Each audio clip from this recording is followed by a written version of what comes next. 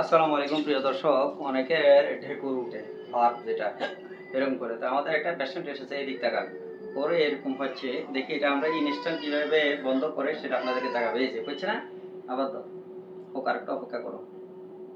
মানে কতক্ষণ পর পর হয়?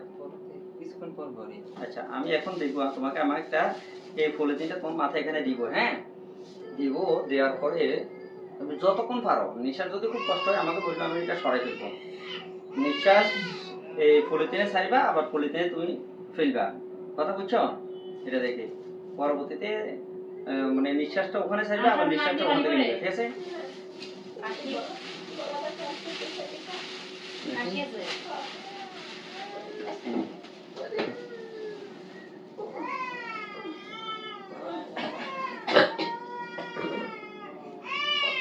প্রিয় দর্শক, আমাদের এখানে সকাল বিকাল এমবিবিএস ডাক্তার বসেন।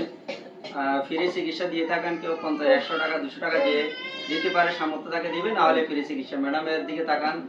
ম্যাডাম সালাম দেন। ম্যাডাম আসসালামু আলাইকুম। উনি আমাদের এমবিবিএস ডাক্তার। আমি ডক্টর ফারহানা আফরিন নেওয়াজ। আমি শিকদার উইমেন্স মেডিকেল কলেজ থেকে পাশ করেছি। তারপর আমি লিবিয়াতে কিছুদিন কর্মরত ছিলাম। এখন বাংলাদেশে আছি কাউসার মেডিকেল হলে। সবাই এখানে আসবেন, এখানে ফ্রি চিকিৎসা দেওয়া হয়। দেন এদিকে। খারাপ লাগলে তুমি বলবা, হ্যাঁ? তোমার নাম কি? মেহেদি। অসুবিধা হচ্ছে? খাবার রুচি আছে?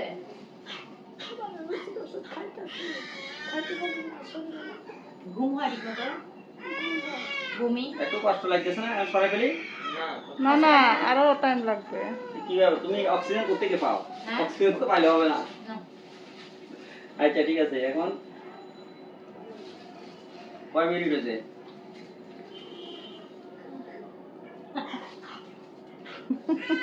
ম্যাডাম আসতেছে। দেখেন না, কিছু কিছু টেকনিক শুধু আপনি মনে করেন বই বুঝতে পারবেন না। হ্যাঁ ঠিকই। বলেন তো আপনার এই এটা কি হাসবেন না? কতক্ষণ পর পর হেসকে তো হিট কে আসতো? মিনিটে মিনিটে তো, হ্যাঁ। মানে 1-2 সেকেন্ড পর পরই হয়, তাই না?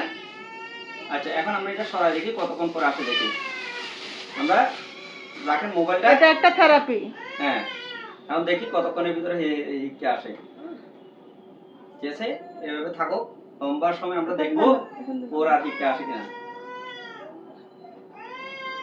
অপেক্ষা করি, আমরা দেখতে থাকি। মেডিসিন ছাড়াই তো রোগী সুস্থ হয়ে যাবে।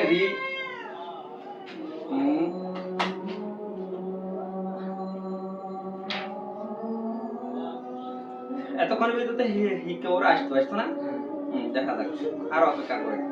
হ্যাঁ? মা মাশাআল্লাহ চলে গেছে। হ্যাঁ, না, থাক না, কতক্ষণ থাকে দেখে না। 2 দিনের মেহেদি, দেশের বাড়ি কোথায়? সাতপুর কোথায়?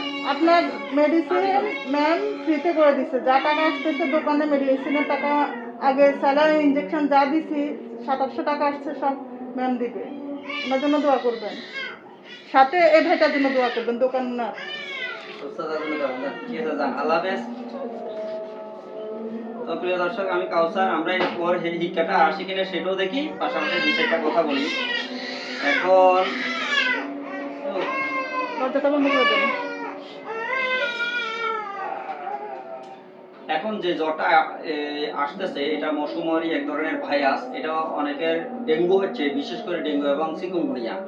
আবার কারো ডেঙ্গু এবং চিকুনগুনিয়া পরীক্ষা করলে আসে না, কিন্তু এটা এক ধরনের ভাইরাস। চিকুনগুনিয়া ডেঙ্গু না, কিন্তু এই জ্বরের ভিতরে যে প্রবলেমগুলো হয়, এটা কিন্তু হিক্কা না, ওটা হচ্ছে খাবার পরে ডেঙ্গু আসছে। কিন্তু হিক্কা তো আসতেছে না। হিক্কা কতক্ষণ আসে আমরা দেখি। আচ্ছা, ডেঙ্গু আর হিক্কা কিন্তু আলাদা জিনিস। তো এই জ্বরের ভিতরে জয়েন্টে অনেকের প্রচন্ড ব্যথা করে এবং ফুলে যায়। আবার কারো জ্বর ভালো হওয়ার পরে ব্যথা করে, কারো জ্বরের সাথে ব্যথা করে, আবার কারো জ্বর ভালো হওয়ার পরে পুরো শরীরে র্যাশ হয়, লাল হয়ে যায়।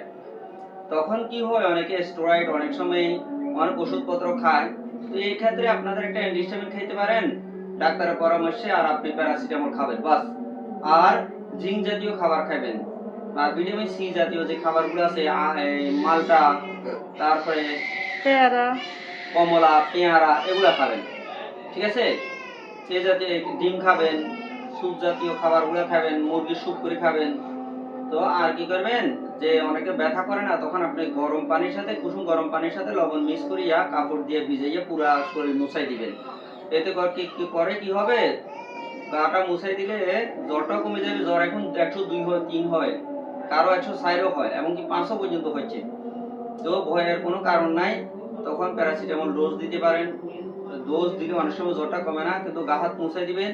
লবণ যখন দিবেন তখন কি হয়, শরীরের ব্যথাটাও কমে যাবে। এই জন্য ভয় এবং আতঙ্কের কোনো কারণ নাই। বাচ্চাদের হচ্ছে, বয়স্কদের হচ্ছে, শুধু প্যারাসিটামল, ঠিক আছে। খুব যখন একবারে উইকনেস হয়ে যায় তখন অনেক সময় স্যালাইন দিতে হয়। তারপরও যদি আপনারা রিস্ক নেবেন না, আপনারা দ্রুত সিবিসি টেস্ট করবেন, ডেঙ্গু টেস্ট করবেন এবং হসপিটালে নিয়ে যাবেন। কি করে অনেকে খামখেয়ালি করে, পরীক্ষার জন্য কি একটা সিবিসি টেস্ট কত 300-400 টাকা এখন সরকার নির্ধারিত রেট করে দিয়েছে। আর আমাদের এখানে সব রকমের পরীক্ষা নিরীক্ষা, আমরা এখানে কালেকশনের জন্য লোক আসে, বাসায় যাই হোক এখানে বই কালেকশন করে। কারণ আমাদের পুরাতলি এলাকাতে অনেক টাকা পয়সার মালিক, শুধু সিবিসি টেস্ট দিছে ডাক্তার, প্লাটিলেট কাউন্টটা জানতে বলছে। ডেঙ্গু প্লাটিলেট কাউন্ট হঠাৎ ফল করছে, কমে গেছে, সকালে রিপোর্ট আসছে তার ডেঙ্গু প্লাটিলেট একবার কম, কিন্তু রাত্রে মারা গেছে। মানে এখন আজকে রাত্রে মারা গেছে, কালকে রিপোর্ট আসছে দিকে প্লাটিলেট নীল। আবার অনেকে কি করছে, পরীক্ষা করে নাই, খামখেয়ালি করে নাই, বাস খামখেয়ালি কেন যাইবে, দুর্বল আসবে, এই জন্য নিচ্ছে না, তো খাওয়াই।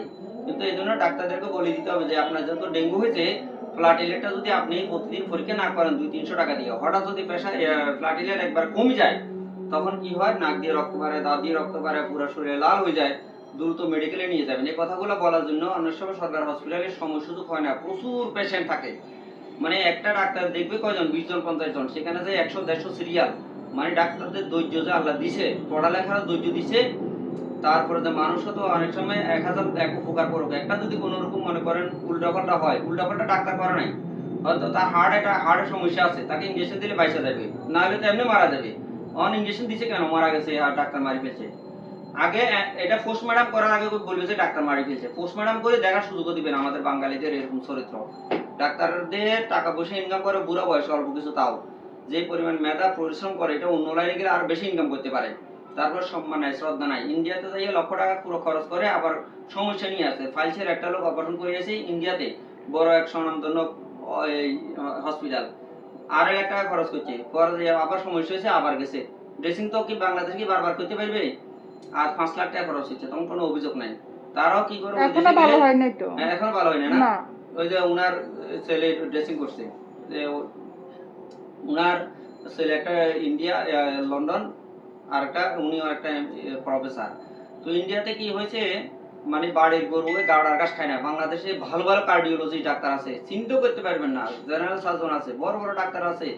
হ্যাঁ, বাংলাদেশের ভিতরে সব লাইনের ডাক্তার আছে, কিন্তু আমরা ভরসা এবং বিশ্বাস করতে পারি না। ওখানে অনেক টাকা খরচ করে আসি, দেশের টাকা দেশে থাকুক।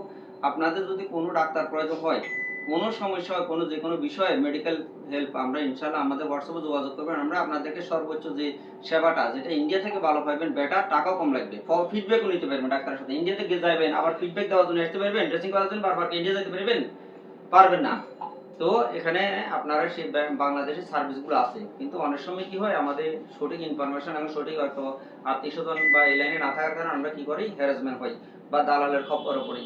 এটা যে একটা সেবা, সেটা বুঝতেছি না, ডাক্তাররা করে না, হয়তো ডাক্তারদের হসপিটালের আশেপাশে যারা থাকে এরা অনেক সময় কি করে, করে। ডাক্তারদেরকে অসুবিধা সুবিধা বলতে হয়, আমার আর্থিক অবস্থা, ডাক্তার হেল্প করেন, ডাক্তাররা হেল্পের মানসিকতা নিয়েই করে, কিন্তু আপনারা ভদ্রতার সাথে সেটা নিতে হবে, জানতে হবে, ঠিক আছে। ডাক্তারদের সাথে থাকতে হবে। ডাক্তারদের ব্রড মাইন্ড, তারা শেখানোর জন্য। আমার জীবনের ম্যাক্সিমাম সময় আমার ডাক্তারদের সাথে গেছে, যখন শিখতে চাই কোনো বিষয়, অনেক সময় 2টা-1টা পর্যন্ত করে ফেলছে, খামখেয়ালি করে না। কিন্তু আমরা ট্রান্সপোর্টে চাকরি করছি বিভিন্ন জায়গাতে, একজন আরেকজনকে শিখে না, কৃপণতা। কিন্তু ডাক্তার প্রথম শ্রেণীর কর্মকর্তা, ওদের মানসিকতা অনেক বড়। আর যে সমস্ত ফ্যামিলির বাচ্চা কাচ্চাদেরকে ডাক্তার বানাতে চায়, তাদের মানসিকতা অনেক বড়। টাকা চিন্তা করে এই মেধা নিয়ে ডাক্তারের কাছে আসার দরকার নাই, টাকা চিন্তা করে ডাক্তারি ছাড়া। দেখ এখন তোমার কি অবস্থা, এখনো হিকে আসছে, অনেকক্ষণ হয়েছে আসা নাই।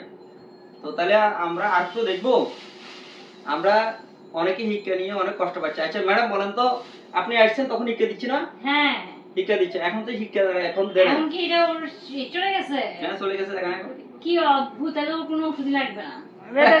এটা একটা মেন্টালি থেরাপি। হ্যাঁ, তো যাই হোক, আপনাদের এই যে কিছু টোটকা, এগুলোকে বলে টোটকা, এটা টোটকা ট্রিটমেন্ট। কিছু কিছু বিষয় আছে যেগুলো এখন একটা কাহিনী আছে, অক্সিজেন যাচ্ছে আবার সেটা কার্বন ডাইঅক্সাইড হয়ে নিচ্ছে, ওইভাবে এটা একটা মেকানিজম আছে, আমি পুরোপুরি জানি না। তো আমি এটাও ডাক্তার থেকে শুনেছি, এটা কোত্থেকে শিখছেন আপনি? এটাও শুনেছি, এটা আমার আসলে আমার এক স্টুডেন্ট থেকে আমি তাকে ক্লাস শিখছি। সে একটা ফার্মেসি দিতেছে নাই, তারপরে সেও আবার ডাক্তার কাছে শুনছে, আবার সেটার মেকানিজমও বলছে যে এটা কেন। আমি জিজ্ঞাসা করছি যে এটা হিক্কাটা বন্ধ হইলো কেন, এটা কি মেকানিজম, কেন কি কারণে, বুঝে দিছে। এতটুকু ভালোভাবে বুঝি নাই, কিন্তু আমি কাজ করার দরকার, কাজ করতেছি। না মাশাআল্লাহ কাজ তো হয়েছে। এইটুকু না, আমার অসংখ্য আরো কয়েকটা ভিডিও আছে যারা, তুমি তো হিক্কা এখন অনেক দেরিতে দিছো, এর সাথে সাথে হিক্কা দিতেছে। এখানে বাবু সুমনদের বাসায় বাটা দিয়ে থাকতো, এমন অবস্থা মানে হিক্কা দিতে দিতে একবার খাই হয়ে গেছিল দুর্বল। তার আমি বলে পলিতে নিয়ে আসো, তখন দিছি। আলহামদুলিল্লাহ সাথে আমি ভিডিওতে দেখাচ্ছি, কিছুক্ষণ পর পর হিক্কা দিচ্ছিল ভিডিওতে। আমি কিন্তু কতক্ষণ দেওয়া সেটা আমরা ভিডিওতে দেখাই, দেয়াটাও দেখাচ্ছি, বন্ধ হওয়াটাও আমরা দেখাচ্ছি, ঠিক আছে। তোমার কিন্তু ডেকুর আসছে, কিন্তু একবার কিন্তু হিক্কা আসে নাই, আর হিক্কা আসতেছে। কি বলেন, আপনার হাজবেন্ড কি এতক্ষণ পর্যন্ত ছিল? হ্যাঁ, অদ্ভুত লাগে না যে এটা ম্যাজিক, জাদু, আমি হ্যাঁ। জাদু দিয়ে দিয়েছি। তো প্রিয় দর্শক, এটা যদি ভিডিওটা মনে করেন আপনি মানুষের উপকার করার জন্য আমাদেরকে বের করাইছে, আপনারা যখন কোনো ভালো একটা ভিডিও পাবেন সেগুলো শেয়ার করবেন, আজে বাজে খারাপ ভিডিও শেয়ার না করে এটা যদি ভিডিওটা শেয়ার করেন, তাহলে কারো যদি উপকার হয় এটা আপনার আখিরাতের নেকির কারণ হবে, ঠিক আছে। হয়তো একটা লোকের হিক্কা কষ্ট পাইতেছে, এক দুই তো অনেক কষ্ট পাইতেছিল, যাই হোক, এরকম কষ্টটা দূর হবে। আমরা যে কোনো ভাবে কষ্ট দূর করতে পারি। আমার কাছে টাকা নাই, আমি দান করতে পারতেছি না, কিন্তু আমরা একটা সঠিক ইনফরমেশন দিয়েও মানুষকে হেল্প করতে পারি, সোয়াব পাইতে পারি, একটা মুসকিন হাসি দিয়েও সোয়াব পাইতে পারি, কষ্টদায়ক জিনিস সরাই দিতে পারি, এটা তো পারি না, একটা লাঠি উড়ে দিতে পারি, একটা লোক উঠতে পারতেছে না রিক্সা নিয়ে বৃদ্ধ, তাকে আমি উড়ে দিতে পারি, এগুলো সব সোয়াব। আমরা মনে করি আল্লাহ আমার কাছে টাকা দেন, আমরা হজ করতে পারি না, নেকি পাইতেছি না। আমরা নেকি কামাই করার জন্য অনেক কি আছে, আল্লাহ তাআলা অপরচুনিটি দিচ্ছে, সেগুলো আমরা যদি পারি ইনকাম করতে পারি। যেন আপনার প্রোফাইল দেখলে বোঝা যাবে যে আপনি কোন মানসিকতা। বিয়ে শাদীতে যান, ছেলের প্রোফাইল দেখবেন, ফেসবুকের প্রোফাইল, ছেলেটা কোন মানসিকতা, ভালো জিনিস শেয়ার করে না খারাপ জিনিস শেয়ার করে, ঠিক আছে। ভালো থাকেন, আসসালামু আলাইকুম ওয়া রাহমাতুল্লাহ।